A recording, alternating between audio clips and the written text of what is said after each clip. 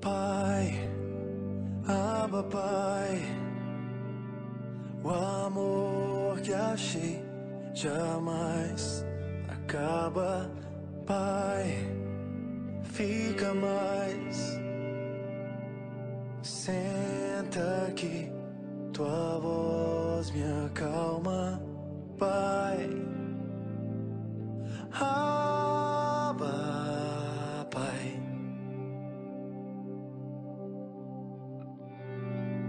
Pai, Abba Pai. Glória a Deus. E hoje então vamos falar sobre a esperança em cima do assunto a volta de Jesus Cristo. Olha aí, irmão. Glória a Deus. 1 de Tessalonicenses capítulo 4, versículo 13 diz: Irmãos, não queremos que vocês sejam ignorantes quanto aos que dormem. Primeira carta de Paulo aos Tessalonicenses, capítulo 4, verso 13. 4:13, acharam aí, irmãos? Sim? Irmãos, não queremos que vocês sejam ignorantes quanto aos que dormem, para que não se entristeçam como os outros que não têm esperança. Se cremos que Jesus morreu e ressurgiu, cremos também que Deus trará mediante Jesus e com ele aqueles que nele dormiram. E dizemos a vocês pela palavra do Senhor que nós, os que estivermos vivos, os que ficarmos até a vinda do Senhor, certamente não precederemos os que dormem. Pois dada a ordem, com a voz do arcanjo e o ressoar da trombeta de Deus, o próprio Senhor descerá dos céus, e os mortos em Cristo ressuscitarão primeiro. Depois nós, os que estivermos vivos, seremos arrebatados com eles nas nuvens para o encontro com o Senhor nos ares. Alguém pode dar uma glória a Deus aí? Esse texto parece assim bem pentecostal, né? Assim, subir as nuvens, encontro nos ares, aquela coisa assim, né? E assim estaremos com o Senhor para sempre. Consolem-se uns aos outros com essas palavras. Irmãos, quanto aos tempos e épocas, não precisamos escrever-lhes, porque vocês mesmos sabem perfeitamente que o dia do Senhor virá como um ladrão à noite. Quando disserem paz e segurança, a destruição virá sobre eles de repente, como as dores de parto da mulher grávida, e de modo nenhum escaparão. Mas vocês, irmãos, não estão nas trevas, para que esse dia os surpreenda como um ladrão. Vocês todos são filhos da luz, filhos do dia. Não somos da noite, nem das trevas. Portanto, não durmamos como os demais, mas estejamos atentos e sejamos sóbrios.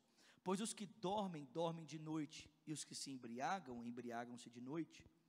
Nós, porém, que somos do dia, sejamos sóbrios, vestindo a couraça da fé e do amor e o capacete da esperança da salvação. Porque Deus não nos destinou à ira, mas para recebermos a salvação por meio do nosso Senhor Jesus Cristo. E Ele morreu por nós, que quer estejamos acordados, quer dormindo, vivamos unidos a Ele. Por isso exortem-se e edifiquem uns aos outros, como de fato vocês estão fazendo. Amém? Senhor, obrigado pela Tua palavra. Deus, obrigado por esse tempo tão precioso que temos desfrutado até aqui. Nós oramos para que, pela Tua graça, o Teu Espírito nesse momento nos ajude a entendermos a Tua santa palavra, Senhor. Nós queremos aprender de Ti, nós queremos Te ouvir. Nós oramos agradecidos em o nome de Jesus. Amém. Amém, irmãos. Glória a Deus. Bom, pelo que parece, nas palavras do apóstolo Paulo aqui, alguns irmãos da igreja de Tessalônica estavam morrendo. Nós não sabemos o motivo da morte dos irmãos. Paulo não sugere que a morte de alguns irmãos seja por razão de martírio. E ele também não não nos dá a entender se a morte de alguns dos irmãos acontecia por morte natural ou por alguma enfermidade. Mas o fato é que após Paulo ter passado por essa igreja, ter permanecido ali por 3 semanas, e agora está de Corinto escrevendo essa carta para a igreja de Tessalônica, alguns irmãos estavam morrendo. E a morte estava preocupando alguns irmãos, porque morte é um negócio que preocupa o pessoal. Sim ou não? Morte é uma coisa que deixa o pessoal preocupado. Principalmente quando nós não temos a perspectiva cristã certa a respeito desse assunto, morte. Porque nós podemos ter perspectivas difusas, né, a respeito desse assunto. Nós podemos enfrentar a morte, mesmo sendo cristãos, ou não sendo, pela perspectiva do ateísmo, né? A gente pode pensar que a morte é o desfecho de tudo, que a morte faz com que todos os nossos projetos e a razão da nossa vida, ela simplesmente se acabe. Algumas pessoas lidam com a morte pelo viés do desespero exatamente por causa disso, porque apesar de serem cristãos, para elas a morte é a aniquilação do ser. A pessoa morreu ali, acabou, não tem mais nada. Presta atenção, é verdade que um cristão diante da morte de alguém, ele pode sentir um sofrimento por sentir a perda da pessoa, mas não está desesperado a respeito do destino daquela pessoa. Então, nós podemos, diante da morte de alguém, falarmos assim, poxa vida, eu não vou ter mais essa pessoa por um breve momento, e isso pode gerar dor em nós, mas se nós estamos desesperados quanto ao destino daquela pessoa, isso mostra que, até mesmo sendo cristãos, nós podemos estar encarando a morte pela perspectiva do ateísmo, do desespero, porque para o ateu, uma vez que Deus não existe, e nada de sobrenatural existe, nenhuma perspectiva de espiritualidade existe, a pessoa morreu, acabou.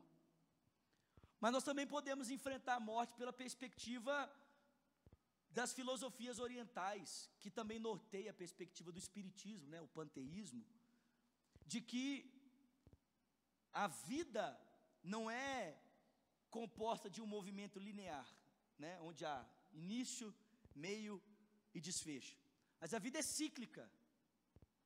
Então, sendo a vida cíclica, a morte, ela é apenas uma passagem para o quê? Para a próxima reencarnação. Então a morte, na verdade, ela é aquele momento em que a pessoa, se ela fez boas coisas, ela será um espírito um pouco mais evoluído, migrando de posição, né? Talvez reencarnando no corpo do macaco, de uma barata, ou de um rinoceronte, né? Que coisa linda, né? Ou a pessoa pode, de repente, ficar aí vagando no limbo, né? Esperando que alguma benesse possibilite a ele, então, reencarnar numa posição inferior, para que ele, então, possa expurgar os pecados que ele cometeu. Essa é uma outra perspectiva que nós podemos encarar a morte. Mas o cristão, ele precisa encarar a morte por uma outra perspectiva. E Paulo vai dizer para mim e para você aqui, que a base que deve nortear a maneira como nós encaramos a morte são duas. A primeira, nós devemos encarar a morte conscientes da realidade que o Senhor Jesus Cristo, ele morreu e ressuscitou. Paulo diz, um cristão, ele encara a morte, ele não é levado ao desespero como os outros, por quê? Porque o seu Senhor passou pela morte, mas ele não permaneceu na morte, ele ressuscitou dos mortos, amém, queridos? E de fato, Jesus Cristo ressuscitou dos mortos, amém, queridos? De fato, isso é uma afirmação concreta, é uma afirmação histórica. É lógico que nós vivemos por fé nesse fato, porque nós não o vimos ressurreto dentre os mortos. Jesus disse isso, mais bem-aventurados são aqueles que não viram e creram. Mas nós não fazemos a afirmação da ressurreição do Senhor Jesus baseado na ficção científica, baseado em argumentos etéreos. Não, existem provas concretas no tempo e no espaço que tornam evidentes que Cristo de fato ressuscitou dos mortos. Ele de fato saiu da sepultura, amém? Saiu, pronto, final, está vivo, amém? O cristão lida com a morte em primeiro lugar nessa certeza, o seu mestre ressuscitou dos mortos. Jesus Cristo venceu a morte, amém? Mas a segunda maneira como cristão, ou o segundo fundamento de um cristão para lidar com a morte, é a parousia, é a volta de Jesus Cristo, amém? É a volta. E Paulo, então, ele vai construir aqui o seu argumento para sanar a dúvida dos cristãos a respeito da morte, mais incisivamente em cima do evento da parousia. Por quê? Porque parece para essa igreja, da volta de Cristo, parousia é a volta de Jesus, amém, irmãos? A volta de Cristo. Parousia, fala comigo, parousia, isso. Porque parece que alguns irmãos aqui estavam preocupados assim, poxa vida, se nós os vivos que esperamos pela volta do Senhor experimentaremos esse momento, e os que morreram, o que vai ser deles? Quando Jesus Cristo voltar, esse pessoal experimenta da graça da volta do Senhor ou não? Eles morreram, e agora? Em que estado esse pessoal se encontra? E no estado que eles se encontram, de alguma forma, eles podem experimentar desse benefício, dessa benesse da volta de Cristo? E aí Paulo, então, em primeiro lugar, vai mostrar para eles o que é a parousia, o que é a volta do Senhor, como se dará a volta do Senhor. Irmãos, olha só, é muito interessante que o apóstolo Paulo, quando ele vai falar a respeito da volta de Cristo, ele usa um elemento histórico para fazer com que os irmãos entendam o que acontecerá quando Jesus Cristo voltar para buscar os seus santos, a sua igreja, amém? Ele usa um elemento histórico, olha só. Primeiro eu quero que você abra comigo lá em 1 Coríntios, vai abrindo lá por favor, 1 Coríntios, capítulo 16, olha só,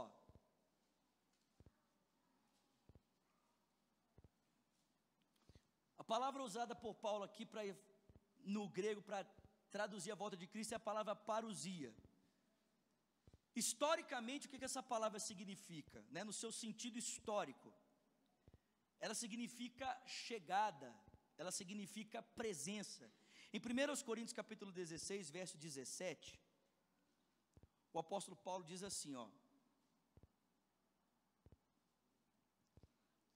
alegrei-me com a vinda de Estéfanas, Fortunato e Acaico, porque eles supriram o que estava faltando da parte de vocês.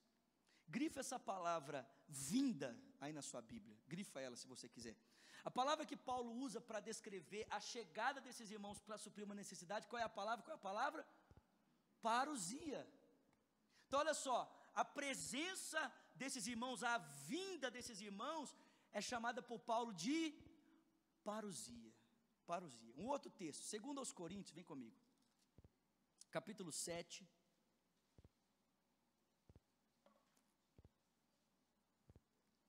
versículo 6.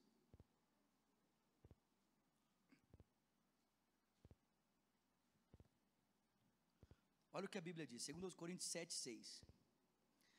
Deus, porém, que consola os abatidos, consolou-nos com a chegada de Tito, e não apenas com a vinda dele, mas também com a consolação que vocês lhe deram. Ele nos falou da saudade, da tristeza, da preocupação que vocês têm por mim, de modo que a minha alegria se tornou ainda maior.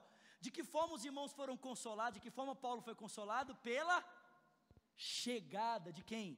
De Tito. Qual a palavra usada aqui? Parousia. Então presta atenção, irmãos, no seu contexto histórico, a palavra parousia significa a chegada, a volta, a presença de Jesus, amém? Mas, essa palavra era usada em um outro contexto. Olha que coisa maravilhosa, irmão. Só que a palavra parousia não significa apenas presença, não significa apenas, chegada. Essa palavra também era usada numa conotação solene, numa conotação oficial. Ela era empregada quando uma visita governamental, quando o advento de um oficial soberano, especialmente para se tornar o novo imperador, então vinha para Roma depois de anos de distúrbios e conflitos, trazendo com ele felicidade a todos, por causa da sua presença e colocando ordem em tudo à sua volta. Então olha só, a palavra parousia também era usada quando? Quando havia troca de imperador no Império Romano. Então quando Roma estava em confusão, em conflito, e alguém voltava do campo de batalha para assumir o império, e a partir então dessa posição de governo, estabelecer novamente a paz, a ordem, cessar os conflitos e trazer novamente o senso de segurança às pessoas do império. Qual era a palavra que era usada? Parousia. Então presta atenção, gente. Paulo parece que, observando a maneira como essa palavra era usada no seu contexto histórico, ele olha para a volta de Cristo e ele diz: a vinda de Cristo é como a parousia. A vinda de Cristo é como a chegada de alguém para assumir uma posição de império, para assumir definitivamente a posição de governo. Porque na verdade, irmãos, na verdade, o verdadeiro soberano sobre tudo e sobre todos não era o César romano, é o Senhor Jesus Cristo. Paulo olha e diz assim como, o soberano assumia essa posição, a fim de que por meio dela ele pudesse estabelecer a paz, acabar com os conflitos e trazer o senso de segurança ao coração do povo, o Paulo diz: quando Cristo voltar, ele vem para ser o soberano, ele vem para ser o Senhor sobre tudo e sobre todos, ele vem para estabelecer o seu governo, ele vem para estabelecer o seu querer, e a partir do seu governo, todas as nações da terra experimentarão de paz, todas as nações da terra experimentarão de segurança, experimentarão da sua vontade. Por quê? Porque Ele é o Senhor. A volta de Cristo para o apóstolo Paulo é como a parousia. Vocês estão comigo aqui? A parousia. Olha só, gente, seguindo aqui. Ele é aquele que vem para trazer a felicidade, Ele é aquele que vem para cessar os conflitos, Ele é aquele que vem para estabelecer a sua vontade. Amém? Também aqui na carta é relatado pela chegada do soberano, da parousia do Senhor. Então, Paulo não diz apenas que é a parousia, mas a parousia do Senhor. E a palavra Senhor usada no grego é a palavra Kyrios, diga comigo, Kyrios, Kyrios, que é a palavra Senhor. Mas o apóstolo Paulo vai dizer para mim e para você, que o único que realmente merece ser chamado de Senhor sobre tudo e sobre todos é quem? É o Senhor Jesus Cristo. Amém? Aquilo que os romanos entendiam cumprir-se na figura do César romano, do Kyrios romano, Paulo vai dizer que verdadeiramente isso vai se cumprir de forma satisfatória em uma única pessoa. Qual pessoa? A pessoa de Jesus Cristo. Gente, você precisa lembrar que quando Roma dominou as nações da terra, ou pelo menos o mundo antigo, Roma estabeleceu a Pax, né? Qual era a base da estrutura governamental romana? A Pax Romana. Roma veio para estabelecer a paz, por causa da pavimentação das estradas, por causa de um correio bem estabelecido, por causa de um exército estruturado. Havia paz no império, gente, havia segurança no império. As pessoas tinham a sensação de que aquele César, aquele Kyrios, aquele senhor ali, ele podia garantir a elas a vida perfeita, a vida que elas tanto desejavam. O apóstolo Paulo vai dizer que aquilo que os romanos entendiam viver parcialmente, somente Cristo poderia dar definitivamente, satisfatoriamente. Por quê? Porque Ele cumpria a verdadeira parousia, porque Ele era o verdadeiro Senhor. Amém, irmãos? Ele é o verdadeiro Senhor. Volta comigo lá então para 1 Tessalonicenses, por favor. Então Paulo diz que para que aqueles cristãos estivessem em segurança diante da morte, eles precisavam entender que Cristo vinha para cumprir a parousia, Ele vinha para estabelecer o seu governo, o seu reino. Olha que coisa interessante, verso 16: pois dada a ordem, com a voz do arcanjo e o ressoar da trombeta de Deus, o próprio Senhor descerá dos céus, e os mortos em Cristo ressuscitarão primeiro. Gente, era exatamente isso que acontecia quando o imperador romano vinha para assumir a soberania do império. Trombetas eram tocadas para anunciar a sua chegada. Trombetas eram tocadas para que todo mundo entendesse: o soberano está chegando, para que as pessoas parassem para contemplar a sua entrada e pudessem ovacioná-lo. Paulo diz que, dada a voz do arcanjo, o ressoar da trombeta, o verdadeiro soberano surgirá nos ares. Vocês estão comigo aqui? O verdadeiro soberano aparecerá. O verdadeiro soberano. Paulo vai dizer que essa afirmação contundente que ele está fazendo a respeito da volta de Cristo não está baseada em fábulas que ele aprendeu. Paulo diz que, de alguma forma, isso está sustentado no argumento que ele recebeu do próprio Senhor e nas fundamentações do Antigo Testamento. Mas preste atenção, ele diz: o Senhor descerá dos céus e os mortos ressuscitarão primeiro. Depois nós, os que estivermos vivos, seremos arrebatados com ele nas nuvens para o encontro com o Senhor nos ares. Então eu quero que você, preste atenção, quero que você mentalize, tente imaginar a cena do que acontece no terreno, mas agora acontecendo numa proporção sobrenatural, amém? Extraordinária. Tipo assim, o soberano, o Quírios romano entrando em Roma, as trombetas sendo tocadas e as pessoas vindo ao seu encontro para prestar a ele reverência, amém? Por quê? Porque ele é o cara que veio para estabelecer a paz, a ordem, ele é o cara que veio para estabelecer todas as coisas, para trazer felicidade ao coração do povo. Maravilha, glória a Deus. Aí o Paulo diz: mas a verdadeira parousia, o verdadeiro Kyrios é aquele que vem do alto. Paulo diz: a trombeta ressoará e o Senhor aparecerá nas alturas. E presta atenção, gente, a parousia de Cristo, a aparição de Cristo é um evento tão sobrenatural que tem implicação no mundo dos vivos e no mundo dos mortos. A aparição do Senhor vai causar uma reação tanto a vivos como a mortos. O texto diz que os mortos, diante da aparição de Cristo, ressuscitarão. Aqueles que confiam em Cristo, para estar com Ele para sempre, e os que não confiam, para serem por Ele julgados. Mas a aparição de Cristo não apenas afetará o mundo dos mortos, afetará também a realidade dos vivos, porque os vivos verão o Senhor, e quando eles verem o Senhor, o texto bíblico diz que eles subirão para encontrar com o Senhor nas nuvens.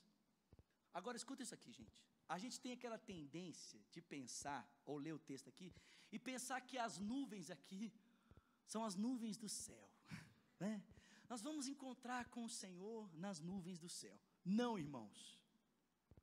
Presta atenção. Vocês estão comigo aqui, gente? Eu estou explicando a parousia primeiro. Fica comigo aqui. A gente tem a tendência de entender as nuvens como as nuvens do céu. Mas escuta aqui, nós não podemos ler as nuvens aqui como nuvens do céu. A nossa interpretação, ela tem que ser proporcional àquilo que a Bíblia fala sobre esse assunto. E quando a Bíblia fala sobre nuvens, sobre o encontro com o Senhor nas nuvens, ou na nuvem, nós precisamos lembrar de todas as vezes que a glória de Deus apareceu em nuvem, e o povo de Deus se encontrou com Deus na nuvem da glória. Gente, nós estamos falando da aparição de Cristo para todo mundo em glória, e o encontro do povo de Deus com Cristo na sua glória, na sua nuvem de glória. Gente, pensa no exemplo de Moisés. Vamos começar lá por Moisés. Em Êxodo, quando Deus chama Moisés para o alto da montanha para ter um encontro com Deus, onde é que Moisés entra? Onde é que Moisés entra? Na nuvem de glória. A presença de Deus é representada pela nuvem. E Moisés entra onde, irmãos? Onde que ele entra? Na nuvem da glória de Deus, para que ele possa ter um encontro com Deus. Posteriormente, a presença de Deus guardando o povo durante o dia era representada pelo quê? Pelo quê? Por uma nuvem. Uma coluna de fogo à noite e uma coluna de nuvem durante o dia. Quando Jesus Cristo, em Mateus capítulo 17, se transfigurou diante dos seus discípulos, uma nuvem apareceu, e da nuvem saiu uma voz que dizia: este é meu filho amado em quem eu me comprazo. O que é isso, irmãos? A glória de Deus. Quando o tabernáculo foi cheio de uma nuvem, uma fumaça, o que isso representava? a glória de Deus. E quando Cristo ascendeu aos céus, quando Cristo ascendeu às alturas, ele foi recebido por uma nuvem. Uma nuvem. O que mostra para nós que o encontro do cristão nas nuvens não tem a ver com a formação da massa que eu e você contemplamos todos os dias, a gente acha bonito ou não. A nuvem aqui representa a glória de Deus. Cristo virá em glória, irmãos, e nós subiremos os vivos e os mortos, porque a parousia afeta os mortos e vivos para encontrarmos com Cristo na sua glória. Amém, irmãos? Na sua glória. Só que ele diz mais, né? Encontrarmos com Cristo na sua glória, para o encontro do Senhor aonde? Nos ares, para encontrarmos com o Senhor nos ares, ponto, deixa por assim, vai ficar melhor, nos ares. Gente, o que é isso? Toda essa descrição que o Paulo está fazendo aqui corresponde à parousia do imperador romano. Por quê?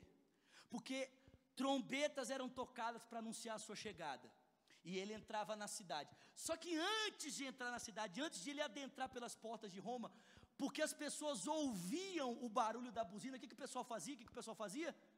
O pessoal saía correndo da cidade para aplaudir o imperador, para encontrar-se com o imperador. Porque essas pessoas que saíram ao seu encontro eram responsáveis por conduzi-lo, por recebê-lo, por fazer a ele, preparar para ele um caminho de honra, por preparar para ele um caminho favorável. Olha o que o Paulo está dizendo, gente. A parousia, a aparição do Senhor, ela antecede o som de uma trombeta, para anunciar que o soberano está chegando. O soberano que com a sua vida, com o seu poder, seu controle, seu governo, pela sua ação, ele altera o mundo dos vivos e o mundo dos mortos. E o texto diz que esses que são agora sujeitos ao seu governo, saem ao seu encontro. Vão se encontrar com ele aonde? Nos ares, gente. Vocês estão entendendo isso aqui? Eles saem para encontrar-se com o Senhor nos ares, amém? Gente, por que a igreja, por que o corpo de Cristo tem que subir para encontrar com o Senhor nos ares? Em primeiro lugar, gente, o fato de Cristo nos arrebatar para encontrar com Ele nos ares, deixa muito claro que a volta do Senhor é para um público específico. Cristo não está voltando para todo mundo, está voltando para a igreja. Cristo não está voltando para o mundo inteiro. Pensa na cena do casamento. Só que no casamento judaico, você sabia que a noiva entra primeiro e o noivo entra depois? Não sabia, né? Então, uma nova informação para você, né? No casamento judaico, a noiva entra primeiro, o noivo entra depois. Mas, gente, presta atenção. Ainda que seja o casamento brasileiro, a noiva vem ao encontro do noivo, amém? Mas chega um determinado momento que o noivo também sai ao quê? Ao encontro da noiva. Jesus está voltando para a igreja, queridos. Ele está voltando para os seus. E porque Ele está voltando para os seus sairão para encontrar-se com Ele nas alturas, amém? Por que nas alturas? Por que tem que ser nos ares? Por que não pode ser nos mares? Por que tem que ser nas alturas, nos ares? Muito simples, irmãos. Aonde é que a Bíblia diz que funciona todo o campo de atuação das trevas? Satanás é o príncipe do poder dos ares. Onde é que Cristo vem para encontrar com a igreja? Nos ares. Para quê, querido? Para definitivamente declarar que todo o poder das trevas está eliminado. Ele é Senhor sobre tudo. Ele é Senhor sobre todas as coisas. Amém, meus irmãos? Amém? Ele é Senhor sobre tudo. Ele é Senhor sobre todos. E aí a gente encontra com Jesus nos ares e faz o quê? Some, desaparece para voltar o ano que vem, sim ou não? Não, querido. Nós nos encontramos com o Senhor para recebermos a Ele. A igreja é a responsável por abrir o cortejo de boas-vindas para aquele que é o Senhor, para aquele que é o Rei dos Reis, para aquele que é o Senhor dos Senhores. É muito simples você perceber isso. Pense na parábola das 10 virgens em Mateus capítulo 25. As prudentes saem ao encontro do noivo, para fazer o quê? Ficarem ali com ele. Beleza, está tão legal aqui, né? Vamos ficar por aqui. Sim ou não? Não. Elas saem ao encontro dele, para juntamente com ele entrarem nas bodas do Cordeiro, para entrarem na festa. Elas saem ao encontro para recebê-lo, querido. Nós vamos ser levados às alturas, não para sermos levados para um outro lugar, mas para recebermos a Cristo e novamente com ele descermos, para com ele estabelecermos o seu governo, o seu reinado. Amém, queridos? Uma outra forma da gente perceber isso, vem comigo para o livro de Atos, por favor, vem comigo. Vamos lá, irmãos, Atos, capítulo 28.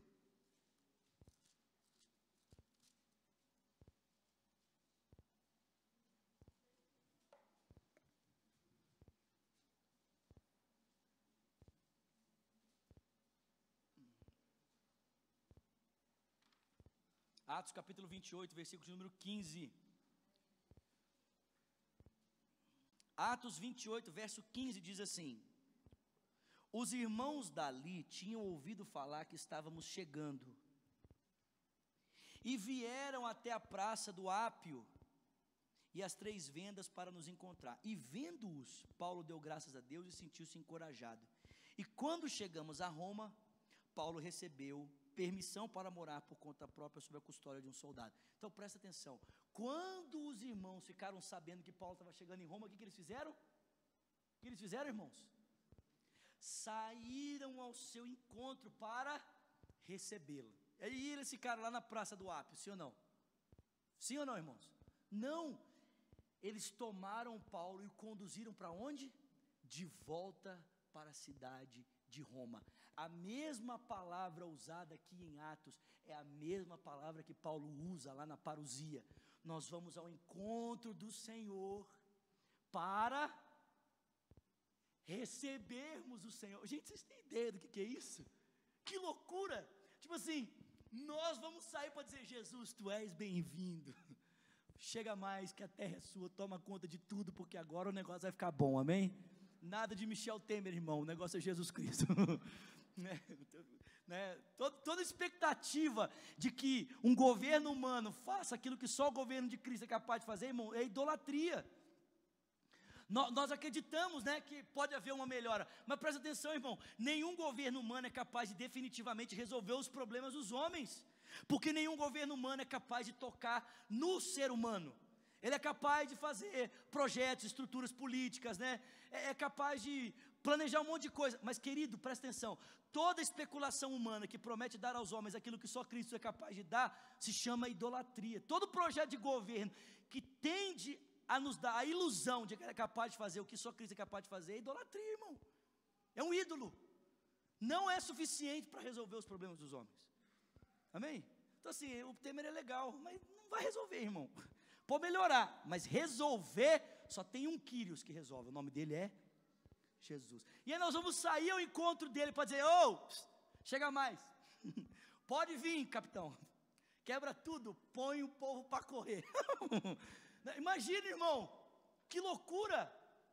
Tipo assim, os cristãos, escuta isso aqui, nós, já parou para pensar nisso? Nós que passamos a vida toda sendo rechaçados, muitos foram mortos, outros tiveram seus bens privados por causa da sua fé, outros que sofreram na sua família por causa da fé que abraçaram. De repente esses serão elevados, exaltados em glória diante de todos os homens, para que em glória esses possam receber o Senhor da glória, que virá em glória juntamente com esses para estabelecer o seu governo. Amém, irmãos? Que doideira, hein? Piração isso aqui, irmão, piração total. E aí o Paulo termina dizendo: e estaremos para sempre com o Senhor. Diga: estaremos para sempre com o Senhor. Agora, gente, presta atenção, essa breve frase, estaremos para sempre com o Senhor, resume muita coisa. Por quê?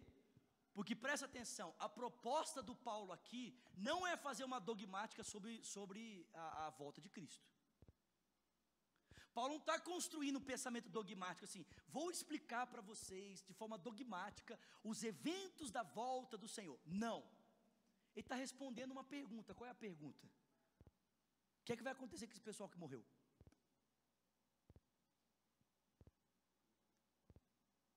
Ele está respondendo uma pergunta muito simples. O que é que vai acontecer com esse povo que morre? E Paulo então responde dizendo, não, esse povo que morre vai ressuscitar quando Cristo voltar. Então não está pretendendo construir uma dogmática, né, dos eventos do escatologia, né? Paulo não está dando uma aula de fim dos tempos. Não é isso, irmãos. Mas preste atenção. Essas palavras de Paulo devem ser interpretadas com todo o restante do ensino que ele traz a respeito da volta de Cristo nas suas outras cartas. Essas palavrinhas aqui, e estaremos para sempre com o Senhor, precisa de levar em consideração tudo que o Novo Testamento ensina a respeito da volta de Cristo. E o Novo Testamento ensina a respeito da volta de Cristo, e quando Cristo voltar, para estarmos definitivamente com Ele, algumas coisas terão que ser preenchidas. Primeiro, Cristo derrubará toda expressão de governo. Toda expressão de autoridade humana será destruída por Cristo. Ele vai derrubar todo o império. Todo. Amém, irmãos? Todo o império. PT, PSDB, PCdoB, PP, PPPPP. Tudo. Presta atenção, todo o império anticristo será destruído. O governo do Senhor será estabelecido sobre toda a ordem da criação antiga, para que ela seja renovada. O juízo do Senhor será então estabelecido, e todos os homens comparecerão perante o seu trono branco. Cristo julgará os homens, e por fim então, Ele estabelecerá definitivamente novos céus e nova terra. Então olha só, irmão, quando Paulo diz assim, e estaremos para sempre com o Senhor, o que ele está pensando? Ou qual a expectativa que toda essa colocação tem para nós? Primeiro, Cristo destruirá toda expressão de governo. Todos os governos do mundo serão destruídos para o estabelecimento do reino de Deus. Segundo, isso significa que todos os homens comparecerão perante o trono branco, o trono de Cristo, para prestarem conta da sua vida e das suas obras. Terceiro, que Cristo restaurará totalmente a criação antiga. E por fim, então, nós viveremos definitivamente no novo céu e na nova terra. Irmão, que coisa gloriosa, hein? Paulo está dizendo para nós, gente, escuta isso aqui, que a parousia do imperador romano, um evento natural, terreno, nos ajuda a compreender um pouco do que acontecerá numa realidade mais abrangente. Amém? Amém, irmãos? Glória a Deus por isso. Então volta lá comigo, por favor. Agora que você já entendeu a parousia,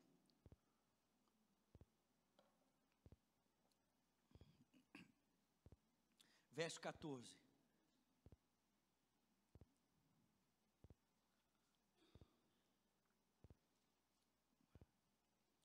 Verso 14. Se cremos que Jesus Cristo morreu e ressurgiu, cremos também que Deus trará, mediante Jesus Cristo e com Ele, aqueles que nele dormiram. Diga glória a Deus. Gente, primeiro ensinamento aqui. Escuta isso aqui. Isso aqui é muito forte. Nós pertencemos a um Jesus que morreu e ressuscitou. Portanto, nenhum cristão é abandonado por Cristo na morte. Olha o que o Paulo está dizendo. Se cremos que Jesus Cristo morreu e ressurgiu, cremos também que Deus trará mediante Jesus e com Ele aqueles que... O que está escrito aí? Nele, tem uma palavra mais importante aí do que dormem. Nele dormiram. Um cristão, quando passa pela morte, ele não é abandonado por Jesus. Um cristão dorme em Cristo, queridos. Ele dorme em Cristo. Deixa eu dizer algo para você. Se você acha que um cristão, quando morre, fica dormindo o sono da alma, né? Tem gente que acha que quando o cristão dorme, ele, né, fica lá, aguardando a volta do Senhor. Não. Preste atenção, querido. Quando um cristão morre, ele morre em Cristo. Ele não é abandonado pelo Senhor Jesus na morte. O que significa que quando um cristão morre, ele não fica num sono profundo. Ele se encontra diretamente com o Senhor Jesus Cristo. Vocês estão comigo aqui? Você quer ver? Abre comigo alguns textos aí. Vem comigo, Filipenses. Gente, isso aqui é muito forte, que isso?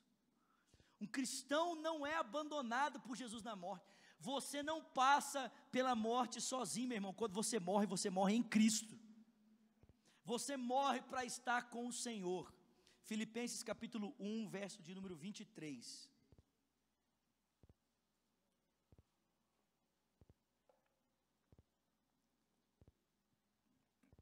Olha o que Paulo diz. Estou pressionado dos dois lados. Desejo partir. Diga comigo, partir.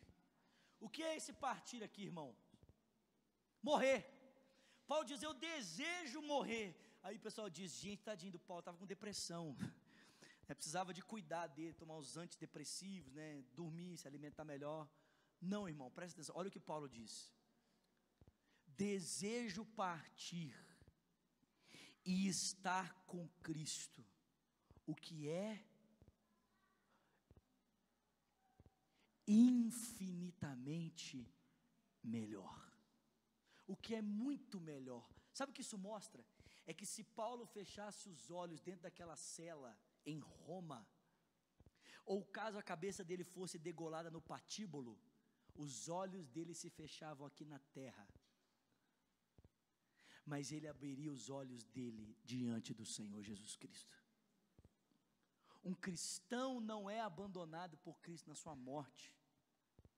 Segundo ensinamento, Paulo está dizendo, olha, vocês estão preocupados demais, vocês não devem estar como os outros que não têm esperança. Por quê? Em primeiro lugar, porque um cristão não é abandonado por Cristo na sua morte. Quando ele morre no Senhor. Segundo, como Deus o Pai cuidou de Jesus durante os dias entre a sua morte e ressurreição, Deus também cuidará dos cristãos que dormiram.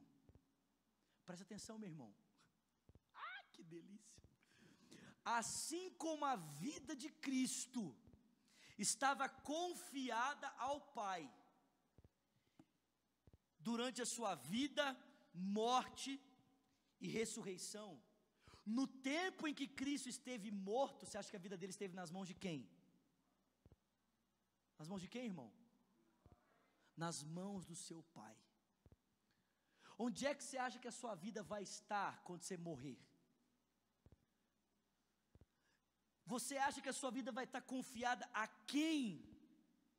Ou ao que quando você enfrentar a morte? O mesmo Deus que cuidou do seu filho é o Deus que cuida de você, amém, querido?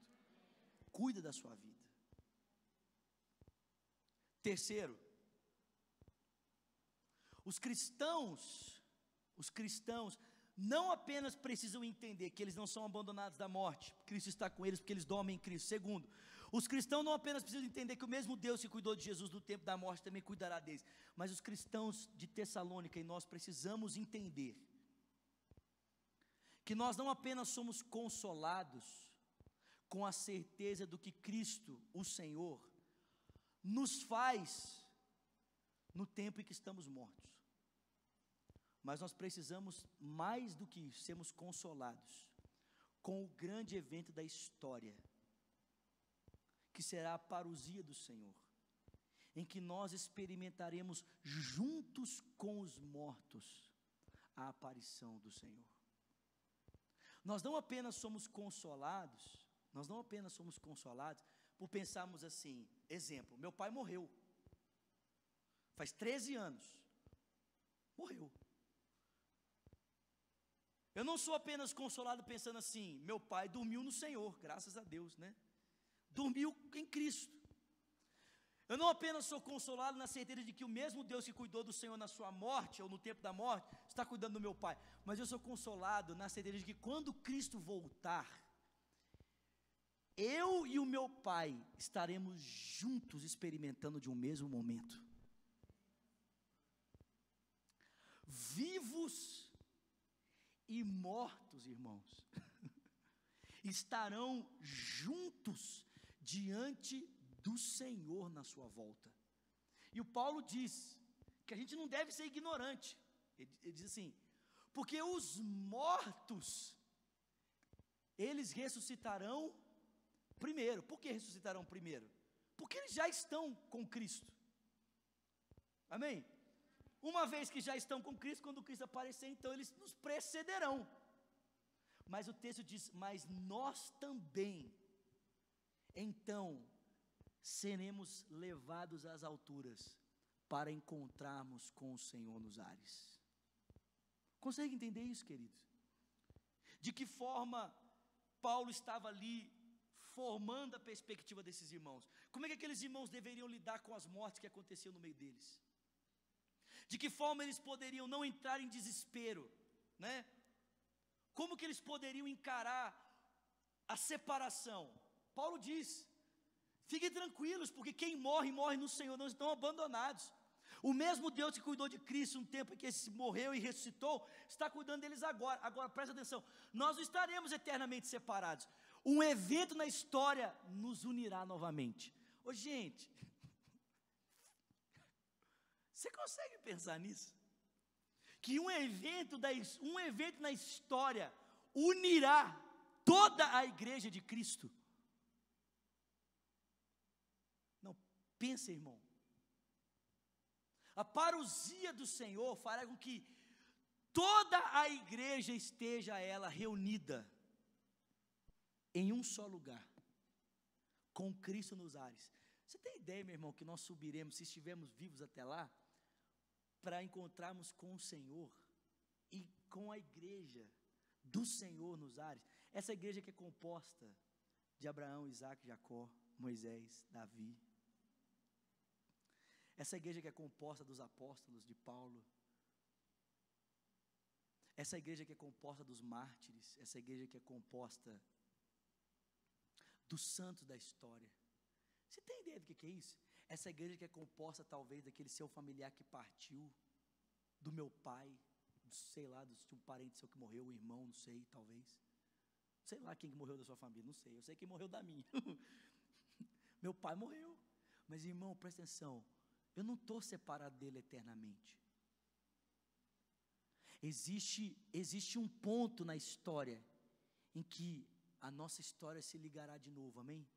Por um breve momento nós estamos separados, mas a história está caminhando para um lugar, e quando ela chegar no seu lugar, então Cristo aparecerá, e com Ele, os que nele dormiram, para estarmos unidos com Ele, para sempre, para sempre. Paulo diz, vocês devem consolar uns aos outros com estas palavras. É assim que um cristão é consolado diante da realidade da morte de um outro cristão. Ele sofre pela ausência de alguém, mas ele não sofre com a partida, ele não se preocupa, ele não vive preocupado, o que será que foi daquela pessoa, né? Como se fosse o alto da barca do inferno, em que as pessoas eram colocadas, né, no barco, com 2 moedinhas para o barqueiro pegar, e a pessoa podia entrar ou não. Não, querido. Presta atenção, nós não devemos andar como aqueles que morrem sem saber se são salvos ou não. Não é isso que a fé cristã quer oferecer a mim e a você. Não, presta atenção, querido. Nós podemos morrer nesse exato momento, com a mesma certeza de Paulo, se eu fechar os meus olhos aqui, eu vou me encontrar com o Senhor. E aqueles que experimentam da separação são consolados exatamente por essa certeza de que quem partiu está aos cuidados do Senhor, não foi abandonado pelo Senhor, e temporariamente estamos separados, mas a parousia, a aparição do Senhor nos unirá novamente.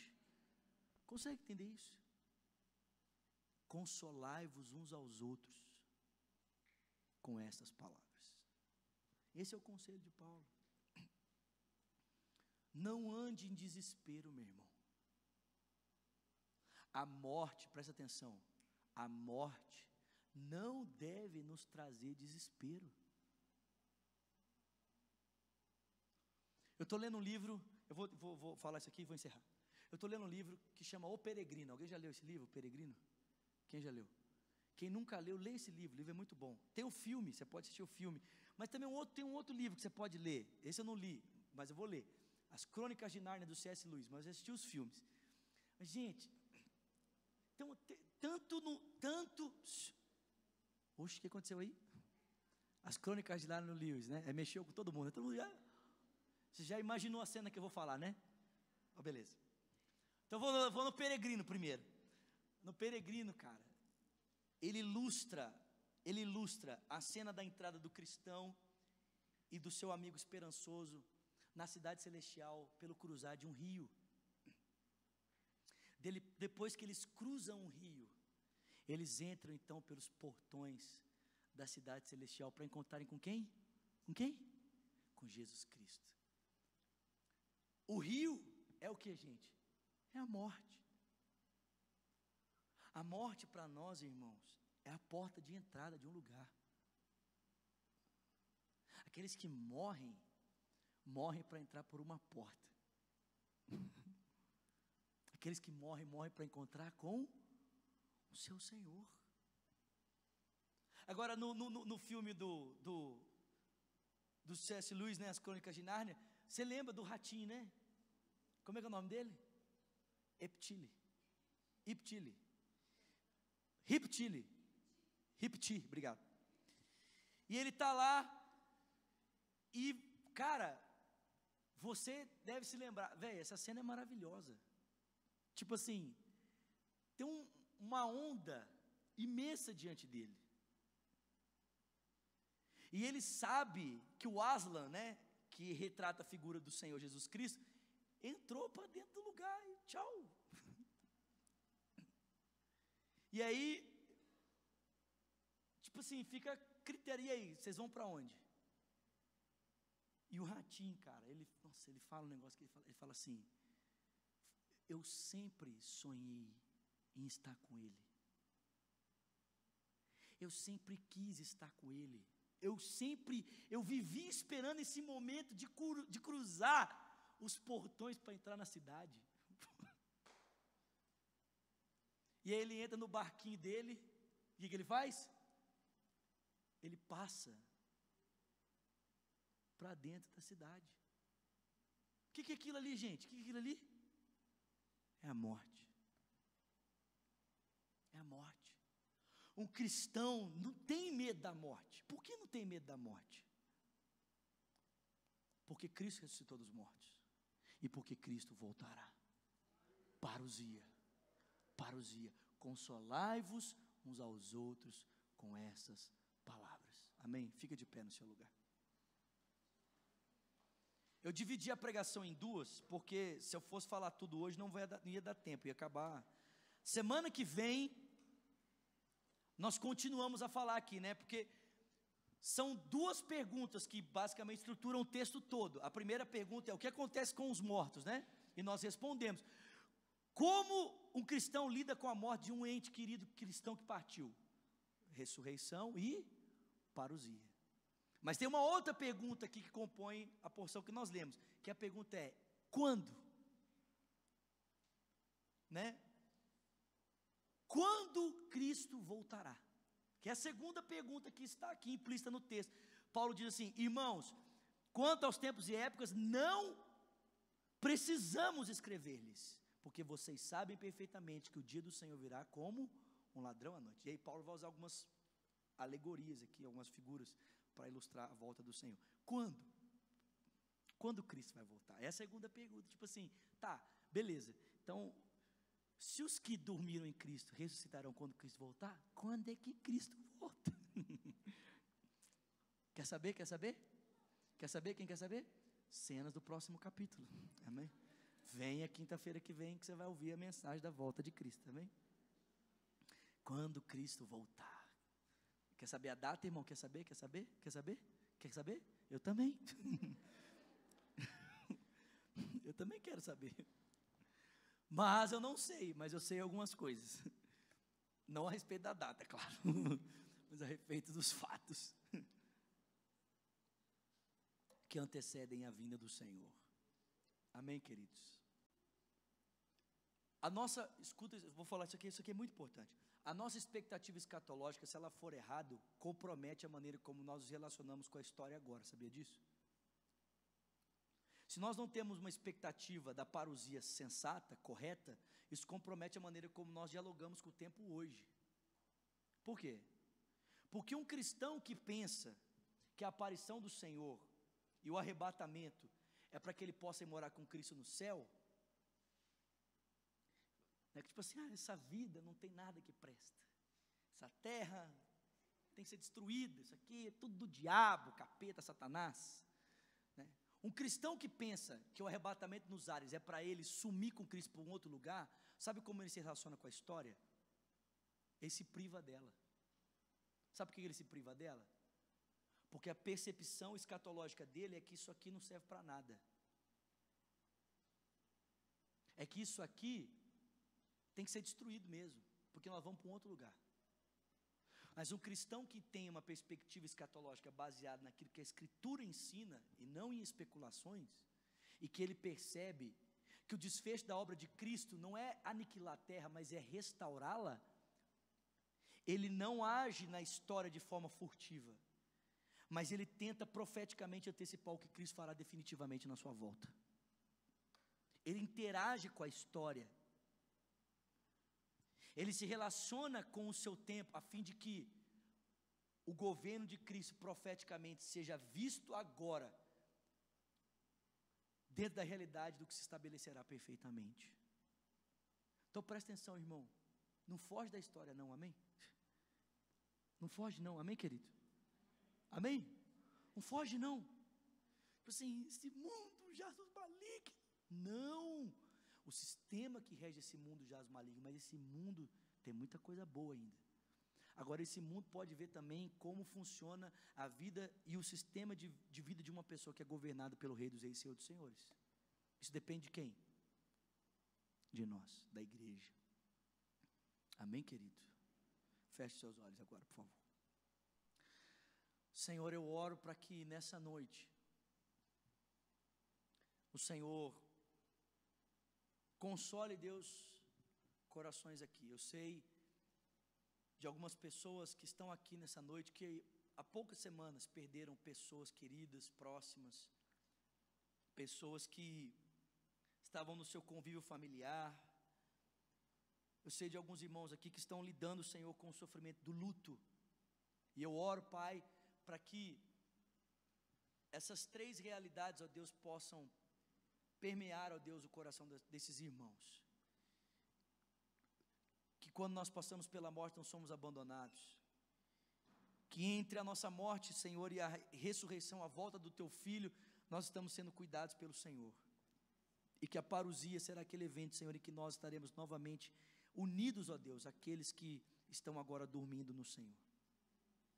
Consola o coração dos irmãos com essa palavra. E nos dá, Senhor, ó Deus, também por causa dessa perspectiva bíblica a respeito da escatologia, essa perspectiva sensata, nos dá, Senhor, ó Deus, um procedimento de esperança, não de desespero, Senhor, que nós não sejamos como aqueles que estão desesperados, ou como aqueles, ó Deus, que estão, ó Pai, tentando de alguma forma, por meio, ó Deus, dos seus atos, expurgar os seus pecados, que nós tenhamos a expectativa, Senhor, ó Deus, de vida, uma esperança de vida, de que Cristo restaurará todas as coisas, e que a igreja pode ser nesse tempo, nesse momento, um agente profético do que Cristo fará perfeitamente na sua volta, Senhor.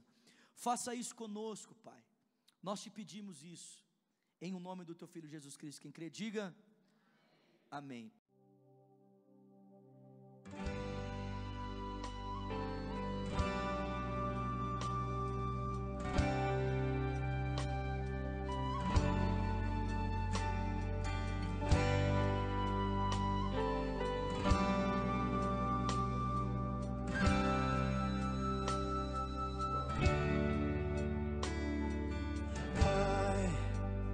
Abba, Pai, o amor que achei jamais acaba. Pai, fica mais, senta aqui, tua voz me acalma.